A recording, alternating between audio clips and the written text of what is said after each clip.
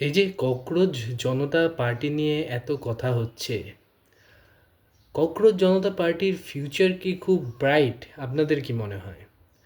মানে এটা কি আদৌ কোনো ডিফারেন্স তৈরি করতে পারবে, নাকি গোটাটাই একটা হিড়িক?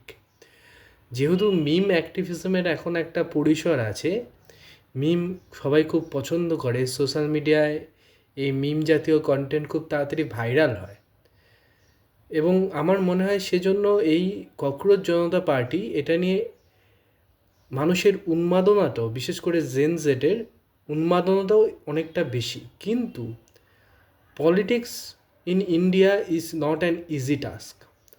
তো আমার মনে হয় যে তারা যে ইস্যুগুলো তুলছে তার মধ্যে সারবত্তা আছে, সন্দেহ নেই। কিন্তু সেই ইস্যুগুলোকে নিয়ে যদি সত্যি সত্যি সামনের দিকে এগোতে হয়, তবে আরেকটু চিন্তা ভাবনা এবং ইউনিটি প্রয়োজন। আর মজা এক জিনিস, মজা অবশ্যই দরকার, স্যাটায়ারের মাধ্যমে অনেক কথা বলা যায়, কিন্তু যখন হার্ডকোর পলিটিক্সে কেউ প্রবেশ করবে, আরও অনেক জিনিসের দরকার হয়, অনেক গুণের দরকার হয়, অনেক বৈশিষ্ট্যের দরকার হয়। সেগুলোকে ককরোচ জনতা পার্টির মেম্বারদের আছে? কোনো নেতৃত্ব কি তাদের আছে? প্রশ্ন থাকছে, প্রশ্ন থাকবে।